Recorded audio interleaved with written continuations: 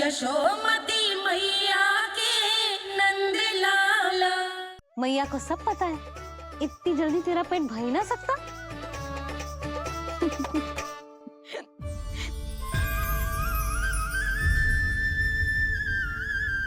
ये क्या है लल्ला? ये क्या था तेरे मुंह में, दिखा। ओहो, मैं तो भूल ही गया था कि मेरे भीतर ही तो सारी सृष्टि समाई हुई है। मैया ने उसकी झलक देख ली, अब क्या होगा? क्या हुआ यशोदा? सुनो जी, हमारे लल्ला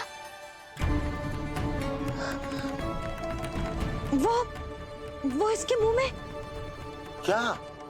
भूल जाओ ना मैया, कुछ नहीं था मेरे मुंह में। लल्ला मुंह खोल के बाबा को दिखा। अरे क्या देख रही है उसके मुंह में? अवश्य ही मेरा दृष्टि भ्रम होगा, किंतु ऐसा भ्रम। अरे बताओ ना यशोदा, या फिर मुहूर्त शीघ्र ना बताने की बात का प्रतिशोध ले रही हो तुम? ना ऐसी बात ना है। तो फिर बताओ ना क्या बात है? हा? मैंने लल्ला के मुंह में कुछ देखो। क्या देखो? अब फंस गया मैं। मैया बाबा को सब कुछ बता देंगी और राय का पहाड़ बन जाएगा। फिर कैसे संभालूंगा इन दोनों को? ऐसे लगो जैसे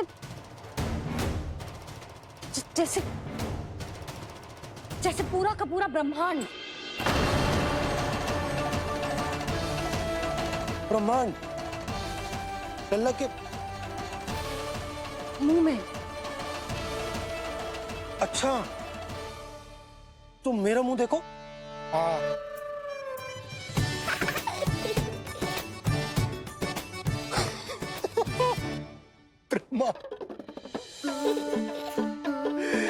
यशोदा, मुझे पता था आप मेरा उपहास उड़ाओगे। अरे नहीं, तुम देखो तो सही।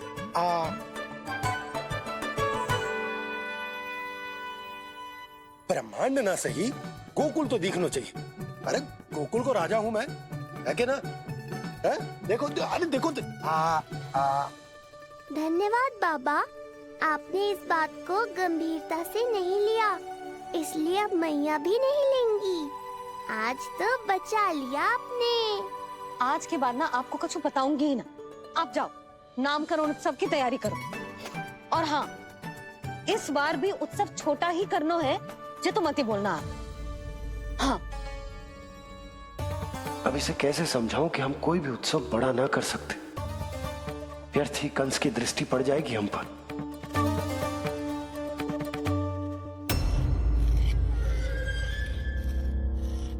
लगता है आपके सैनिक और तलवार दोनों की धार कुंद पड़ गई है महाराज। महाराज, मुझे भय था कि कहीं ऋषि गर्ग मुझे श्राप ना दे दे।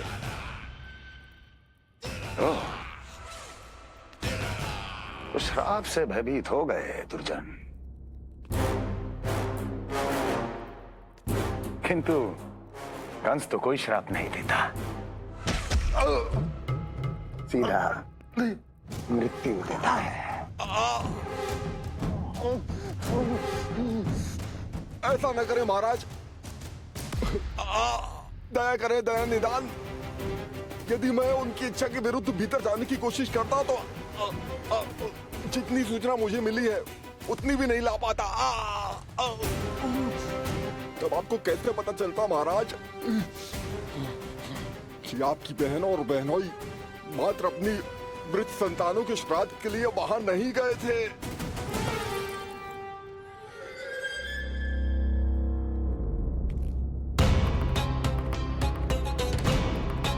आगे बोलो। पूरी तरह तो नहीं सुन पाया महाराज, किंतु मैंने स्वयं अपने नेत्रों से देखा है महाराज। राजकुमारी देवकी ने ऋषि गर्ग के हाथ में कुछ दिया था। ये सत्य है महाराज, और ऋषि गर्ग ने उन दोनों को वचन भी दिया था। सही समय की प्रतीक्षा कीजिए राजन, आपके दोनों कार्य पूर्ण होंगे। महाराज, मैं आपका सबसे विश्वसनीय सेवक हूं। आपके हर आदेश का पालन करना मेरा अधिकार है और मैंने अपने अधिकारों का पालन किया भी है महाराज। किंतु फिर भी यदि मेरी ओर से कोई भूल हुई हो, मुझे क्षमा करे दयानिधान, मुझे क्षमा करे। इसका अर्थ है कि उत्कच सही कह रहा था। वो दोनों अवश्य ही कोई ना कोई षड्यंत्र रच रहे हैं मेरे विरुद्ध। समय आ गया है, अब मुझे किसी ऐसे की खोज करनी होगी जो उतना ही शक्तिशाली हो जितनी की मेरी ये तलवार।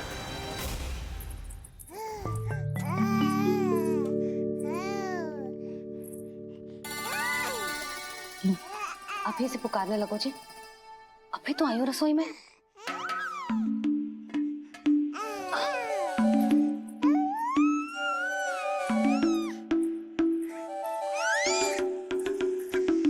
शीघ्र ही तुझे भी अपने बाबा का हाथ बटाना पड़ेगा, समझ रहे हो ना? बटाएगा ना हाथ? अभी जे 100 दिन का भी ना हो और जे इस नन्हे से बालक को काम काज का भार सौंपने की बात करने लगे। काम का नाम सुनते ही मुख से स्वर ना निकल रहे तेरे। अभी तो बड़ा ऊ कर रहा था। बता, हाथ बटाएगो के ना? अरे बता ना।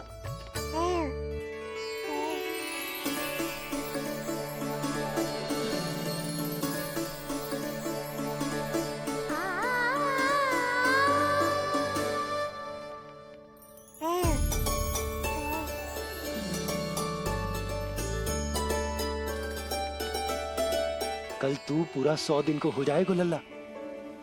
पंडित जी आएंगे, तुझे नया नाम मिलेगा। देखो तो मन में तो इनके भी कितना उत्साह भरो है, बस दृष्टि में मैं ही आती हूँ। और कल तुझे वो नाम मिलेगा लल्ला जिससे पूरा संसार तुझे पहचानेगा।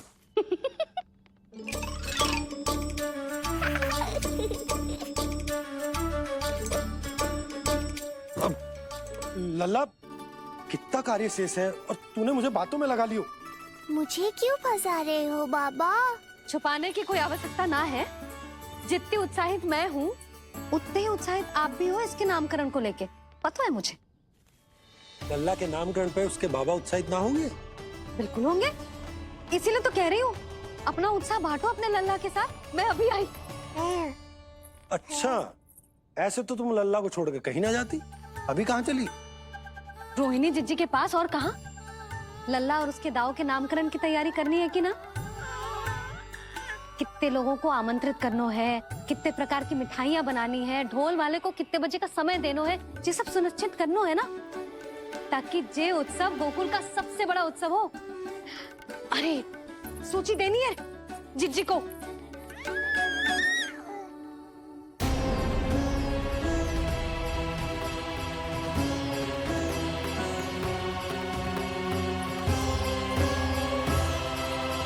सबकी कोई आवश्यकता ना है।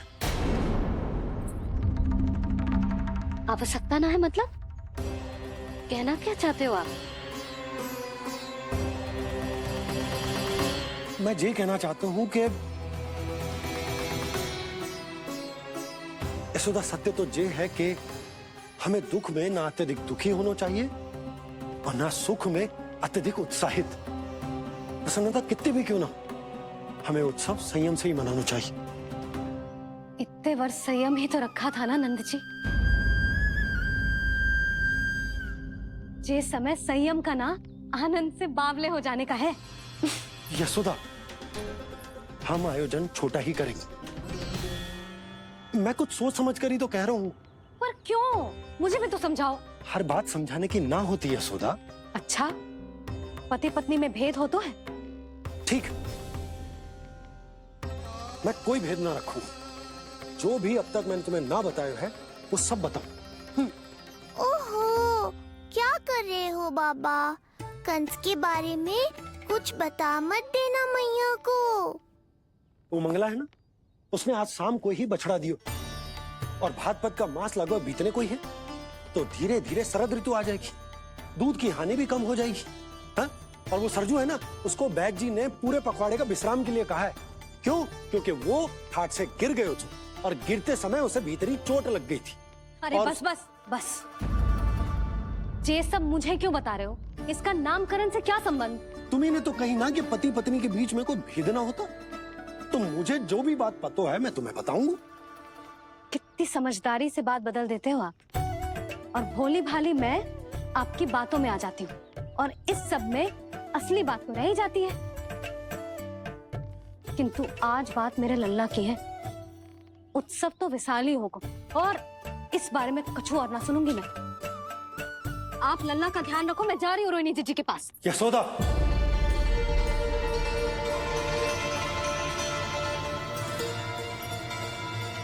बात केवल सुनने की ना होती, उसे समझना भी पड़ता है।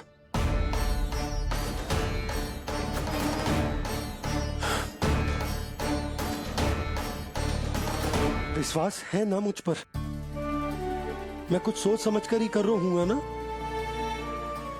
उत्सव तो छोटा ही होगा।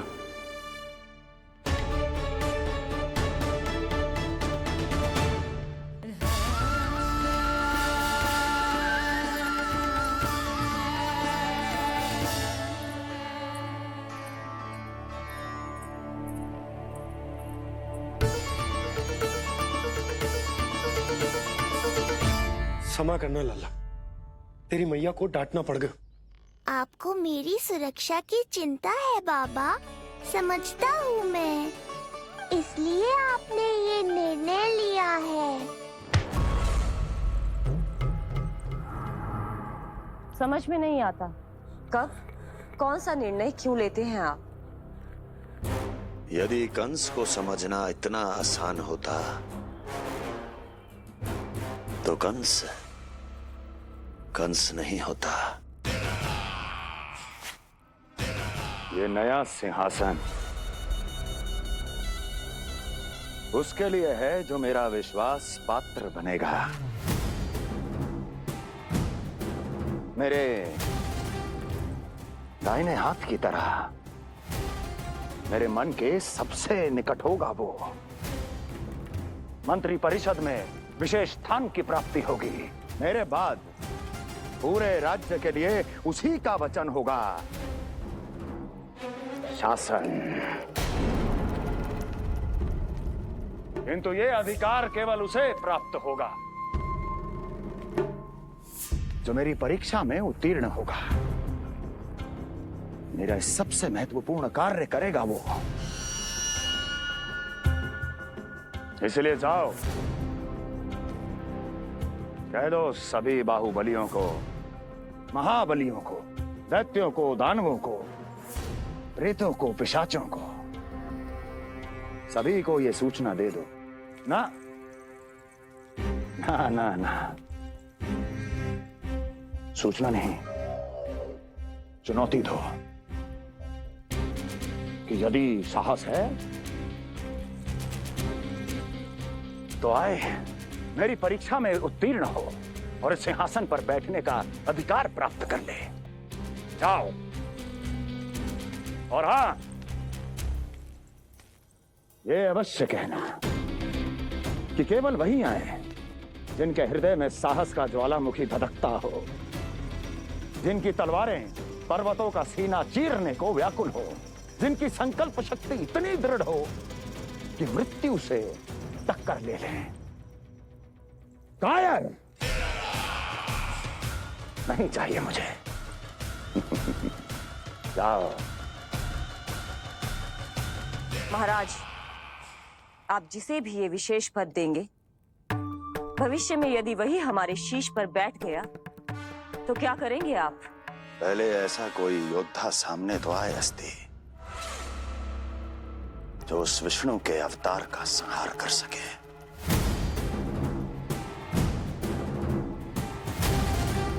और जहां तक प्रश्न है हमारे शीश पर बैठने का, तो स्मरण रखो अस्ति, कंस को अच्छी तरह आता है ऐसे दुस्साहसियों को बीच दरबार में खड़ा करके अपनी उंगलियों के संकेत पर नृत्य करवाना। ता दीर्घ ता और अपना कार्य सिद्ध होने के बाद उनके तन से उनके शीश को उतारना। कंस को भली भांति आता है।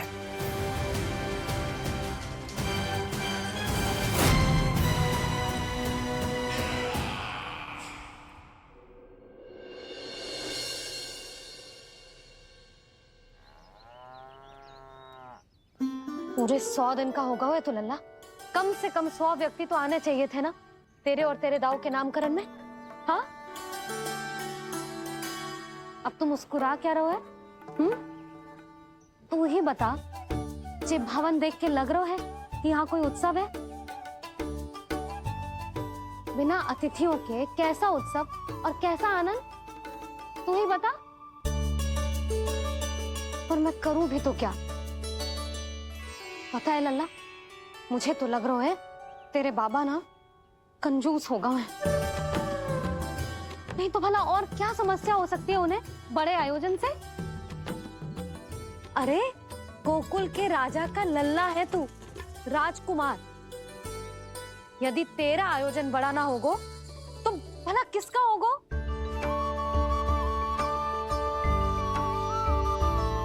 मेरी ही भूल है, मैं भोली हूं, इसीलिए व्यर्थ में तेरे बाबा की बातों में आ गई।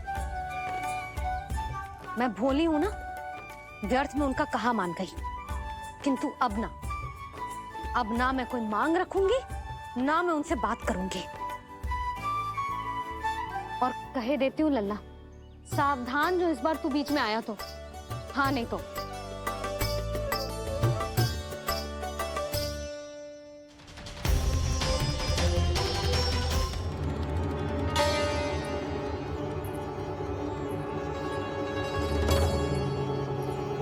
क्या होगा?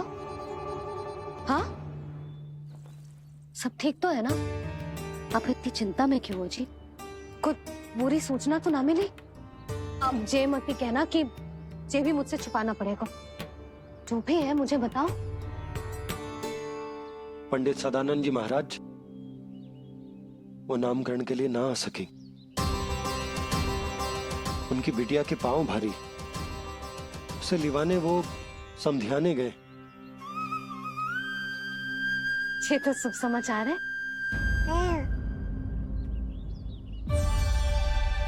किंतु मेरे लल्ला का नामकरण अब वो सही मुहूर्त पे कैसे होगा? वही तो समझ ना आ रहा। ऐसे मन छोटा करने की आवश्यकता नहीं है मैया बाबा। आप दोनों तो स्वागत की तैयारी करो, आ रहे हैं वो।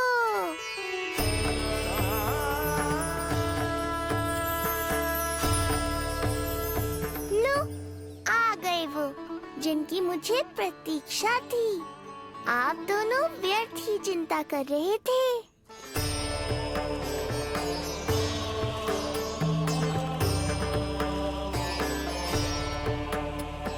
अब कौन करेगा मेरे लल्ला का नामकरण? ऋषि गर्ग, नंदराज, रानी भाभी, महान ऋषि गर्ग हमारे गांव में पधारे हैं।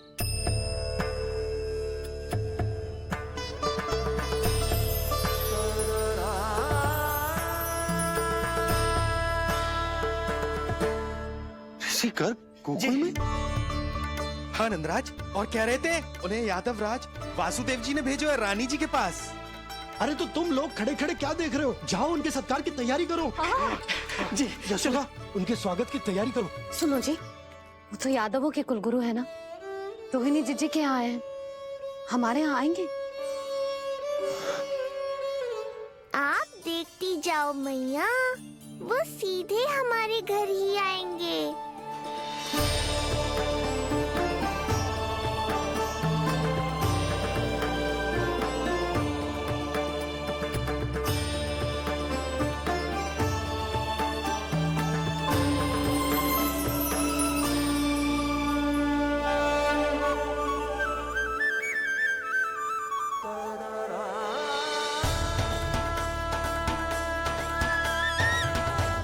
ये क्या हो रहा है मुझे? मैं उस भवन की ओर क्यों बढ़ा जा रहा हूँ? क्योंकि आपके यहाँ आने से ही मेरी मैया बाबा की चिंता समाप्त होगी ऋषिवर। ये बात तो मैं न जानता, परंतु मुझे जाकर उनको स्वागत करना चाहिए।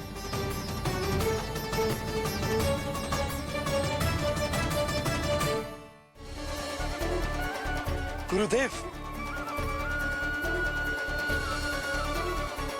कल्याण हो। भगवान श्री नारायण के महान भक्त आज हमारे गांव में पधारे। हमारा जीवन सफल है गया आज। वो भवन आपका है नंदराज? आपके शुभ चरण पड़ेंगे तो हमारा जय भवन पवित्र हो जाएगा। इतने बड़ी ऋषि अगर हमारे घर पधारेंगे तो हमारे तो भाग्य ही संवर जाएंगे। मैया आपके दर्शन को तरस रही है ऋषिवर। संकोच मत कीजिए, अब आप ही जाइए। पधारिए गुरुजी। न जाने क्यों मेरे पांव अपने आप ही आपकी भवन की तरफ जाने को व्याकुल है नंदराज। पधारिए गुरुदेव, आइए।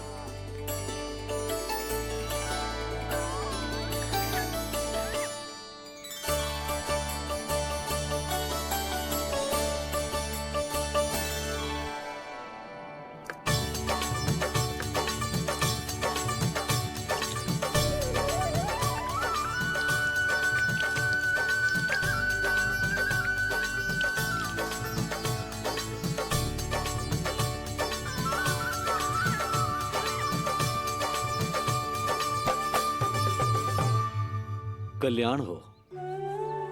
पधारिए।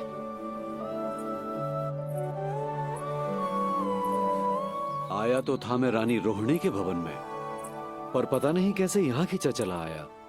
विराजिए गुरुदेव। महाराज, आप इसे भी रोहिणी जीजी का ही घर समझिए। मैं अब भी बुला कर लाती हूँ। महाराज, ये हमारा सौभाग्य है कि आपने यहाँ आना स्वीकार किया। कहिए, क्या सेवा करूं मैं आपकी? मुझे आपके भाई वासुदेव ने भेजा है नंदराज।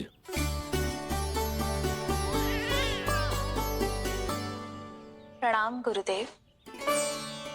स्वामी जी ने आपसे इतनी दूर आने का आग्रह किया है। अवश्य ही कोई बड़ा कारण होगा। कारण तो है। आपके पुत्र का नामकरण करने आया हूं मैं यहाँ।